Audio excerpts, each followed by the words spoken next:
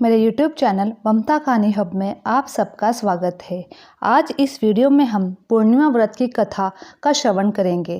कथा शुरू करने से पहले अगर आपने चैनल को सब्सक्राइब नहीं किया है तो चैनल को सब्सक्राइब करना ना भूलें। पूर्णिमा व्रत की कथा। पूर्णिमा तिथि का हिंदू धर्म में विशेष महत्व है। इसे धनदायक और संतानदायक व्रत माना गया है। जो लोग पूरे विधि विधान से पूर्णिमा का व्रत करते हैं और पूर्णिमा के दिन चंद्रमा को अर्घ देते हैं, उन पर भगवान विष्णु और माता लक्ष्मी की विशेष कृपा होती है। आइए जानते हैं पूर्णिमा व्रत की कथा। द्वापर युग में एक समय की बात है कि यशोदा जी ने कृष्ण से कहा, हे कृष्ण, तुम सारे संसार का पालन पोषण करते हो तथा उसका सहार करता हो। आज कोई ऐसा व्रत मुझसे कहो जिसके कारण मृत्युलोक में स्त्रियों को विधवा होने का भय न रहे तथा यह व्रत सभी मनुष्यों की मनोकामना पूर्ण करने वाला हो।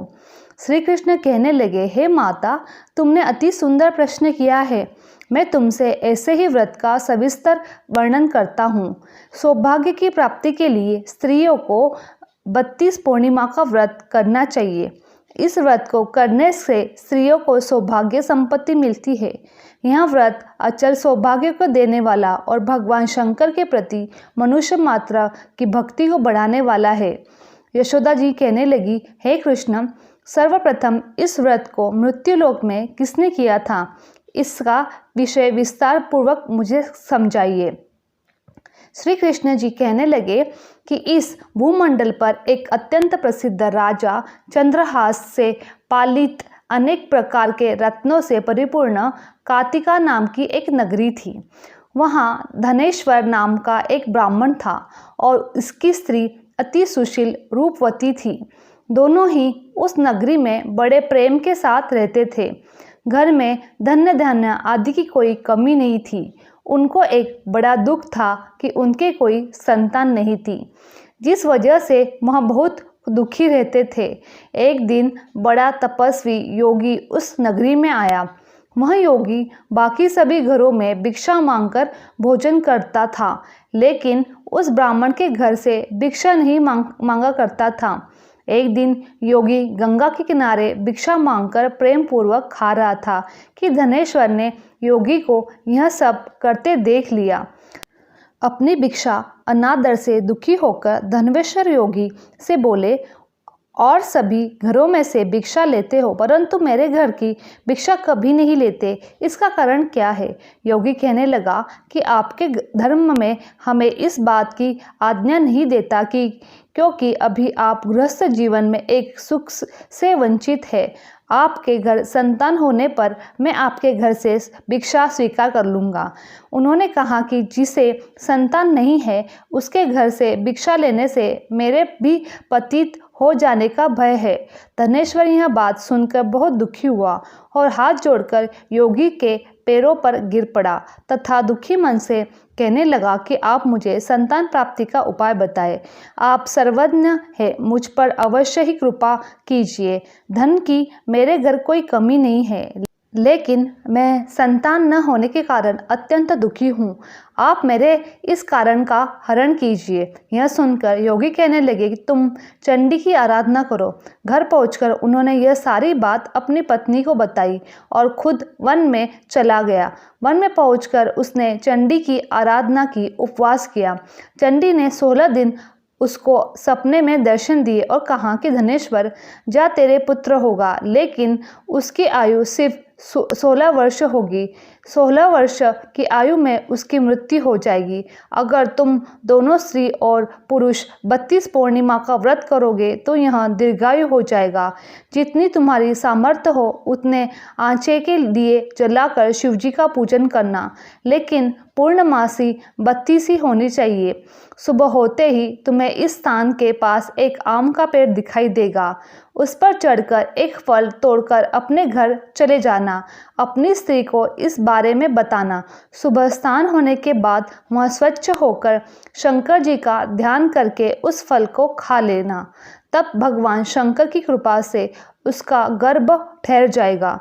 जब ब्राह्मण सुबह उठा तो उसे उस स्थान पर आम का पेड़ दिखाई दिया और वह उससे फल तोड़ने के लिए चढ़ा, लेकिन वह पेड़ पर चढ़ नहीं पा रहा था।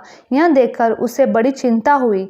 उसने भगवान गणेश की उपासना की और कहा, अपने भक्तों को विघ्न का नाश करने वाले, मंगल कार्य को करने वाले, दुष्ट का नाश करने वाले, रिद्धि सिद्धि देने वाले, आप मुझे इतना बल दे कि मैं अपनी मनोकामना पूरी कर सकूं। इसके बाद वह पेड़ से फल तोड़कर अपनी पत्नी के पास पहुंचा। उसकी पत्नी ने अपने पति के कहे अनुसार फल खा लिया। वह गर्भवती हो गई। देवी की कृपा से उसे बहुत सुंदर पुत्र पैदा हुआ।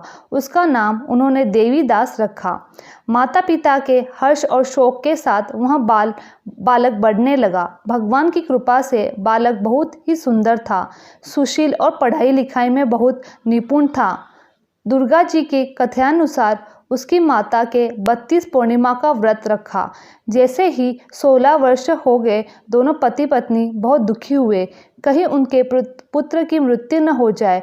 उन्होंने सोचा, अगर उनके सामने यह हुआ तो वे कैसे देख पाएंगे। तभी उन्होंने देवीदास के मामा को बुलाया और 1 वर्ष के लिए देवीदास को काशी पढ़ने के लिए भेज दिया। 1 वर्ष के बाद उसे वापस लेकर आ जाना। देवीदास अपने माता के साथ एक घोड़े पर सवार होकर चल दिया। उसके मामा को भी यही बात पता नहीं थी। दोनों पति पत्नी ने 32 पूर्णिमासी का व्रत पूरा किया। दूसरी तरफ मामा भांजा दोनों रात गुजारने के लिए एक रास्ते में एक गांव में रुके। उस दिन उस गांव में ब्राह्मण की कन्या का विवाह होने वाला था। जिस धर्मशाला में वर बारात के बाकी लोग रुके थे, उसी धर्मशाला में देवीदास और उसका मामा ठहर गया था। उधर कन्या को तेल आदि चढ़ने के बाद लग्न का समय आया तो वर की तबीयत खराब हो गई। वर के पिता ने अपने परिवार वालों से विचार विमर्श करके कहा कि यह देवीदास मेरे पुत्र जैसा ही है, इसके साथ लग्न करा दूं और बाद में बाकी सारे काम मेरे बेटे के साथ पूरे हो जाएंगे। ऐसा कहने के बाद वर के पिता देवीदास को मांगने के लिए उसके मामा के पास गए। उन्हें सारी बात बता दी। मामा ने कहा, कन्यादान में जो कुछ भी मिलेगा वो हमें दे दिया जाए। वर के पिता ने बात स्वीकार कर ली। इसके बाद देवीदास का विवाह कन्या के साथ संपन्न हो गया। इसके बाद वह अपनी पत्नी के साथ भोजन न कर सका और मन में विचार करने लगा कि न जाने यह किसकी पत्नी होगी। यह सोचकर उसकी आंखों में आंसू आ गए। तब वधू ने पूछा कि क्या बात है, आप उदास क्यों हो। तब उसने सारी बातें पत्नी को बता दी। तब कन्या कहने लगी, यह ब्रह्म विवाद के विपरीत है। आप ही मेरे पति हो, मैं आपकी पत्नी रहूंगी, किसी अन्य कोई नहीं। तब देवीदास ने कहा, ऐसा मत करिए, क्योंकि मेरी आयु बहुत कम है, मेरे बाद आपका क्या होगा। लेकिन उसकी पत्नी नहीं मानी, बोली, स्वामी आप भोजन कीजिए। दोनों रात में सोने के लिए चले गए। सुबह देवीदास ने पत्नी को 4 नगों की अंगूठी दी और एक रुमाल दिया और बोला कि हे प्रिय, इसे लो और संकेत समझकर स्थिर चित्त हो जाओ। मेरे मरण और जीवन जानने के लिए एक पुष्प वाटिका बना लो। उसमें सुगंधी वाली एक नवमल्लिका लगा लो। उसको प्रतिदिन जल से सींचा करें और आनंद के साथ खेलो कूदो। जिस समय और जिस दिन मेरा मरण हो जाएगा, उस दिन यह फूल सूख जाएगा। जब यह फिर से हरा हो जाएगा तो जान लेना कि मैं जीवित हूँ। यह समझाकर वह वहाँ से चला गया। इसके बाद जब वर और बाकी बाराती मंडप में आए तो कन्या ने उसे देखकर कहा कि ये मेरा पति नहीं है, मेरे पति वहाँ हैं कि जिनके साथ रात में मेरा विवाह हुआ था। इसके साथ मेरा विवाह नहीं हुआ है। अगर यह वही है तो ये बताए कि मैंने इसको क्या दिया है, साथ ही कन्यादान के समय इसको क्या आभूषण मिले हैं ये दिखाए। कन्या की ये सारी बात सुनकर वह कहने लगा कि मैं यह सब नहीं जानता। इसके बाद सारी बारात भी अपमानित होकर लौट गई। भगवान श्री कृष्ण बोले, हे माता, इस प्रकार देवीदास काशी चला गया। कुछ समय बीत गए। एक सर्प उसको डसने के लिए आया, लेकिन उसको काट नहीं पाया, क्योंकि उसकी माता ने पहले ही 32 पूर्णिमा का व्रत कर लिए थे।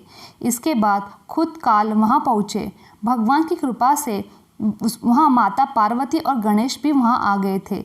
देवीदास को मूर्छित दशा में देखकर माता पार्वती ने भगवान शिव से प्रार्थना की कि महाराज, इस बालक की माता ने पहले ही 32 पूर्णिमा का व्रत कर लिया है, आप इसको प्राण दे। भगवान शिव ने माता पार्वती से कहने पर उसे प्राण दे दिए। उधर उसकी पत्नी उसके काल की प्रतीक्षा कर रही थी। उसकी पत्नी ने जाकर देखा कि पुष्प और पत्र दोनों ही नहीं हैं। उसको बहुत आश्चर्य हुआ और जब उसने देखा कि पुष्प वाटिका फिर से हरी हो गई है तो वह समझ गई कि उसका पति जिंदा हो गया है। इसके बाद वह बहुत प्रसन्न होकर अपने पिता से कहने लगी कि मेरे पति जीवित हैं, उनको ढूंढिए। जब 16वां वर्ष व्यतीत हो गया तो देवीदास भी अपने मामा के साथ काशी चल दिया। इधर उसकी पत्नी के परिवार वाले उन्हें ढूंढने के लिए जा रहे थे। उन्होंने देखा कि देवीदास और उसका मामा उधर से ही जा रहे थे। उसको देखकर उनके ससुर बहुत प्रसन्न हुए और उसे अपने घर ले आए। वहाँ सारा घर इकट्ठा हो गया। कन्या ने भी उसे पहचान लिया। देवीदास इसके बाद अपनी पत्नी और मामा को लेकर वहाँ से चल दिया। उसके ससुर ने भी उसे बहुत धन दहेज दे दिया। जब वहाँ अपने घर की तरफ चल रहा था तो उसके माता पिता को लोगों ने खबर दी, तुम्हारा पुत्र देवीदास अपनी पत्नी और मामा के साथ आ रहा है। ऐसा समाचार सुन के पहले तो उन्हें विश्वास नहीं हुआ था, लेकिन जब देवीदास आया तो उसने अपने माता पिता के पैर छुए तो देवीदास के माता पिता ने उसका माथा चूम लिया और दोनों ने उसको सीने से लगा लिया। दोनों के आने की खुशी में धनेश्वर ने बहुत दान दक्षिणा ब्राह्मणों को दे दी। श्री कृष्ण जी कहने लगे कि इस तरह धनेश्वर को 32 पूर्णिमा को व्रत के प्रभाव से संतान प्राप्त हुई। जो स्त्रियां इस व्रत को करती है वह जन्म जन्मा तक कर दुख नहीं भोगती और सदैव सौभाग्यशाली रहती है। यह मेरा वचन है। यह व्रत संतान को देने वाला और सभी मनोकामनाओं को पूर्ण करने वाला है। मेरी ये वीडियो आप लोगों को अच्छी लगी तो प्लीज़ चैनल को लाइक, शेयर और सब्सक्राइब करना ना भूलें। आप सभी का धन्यवाद।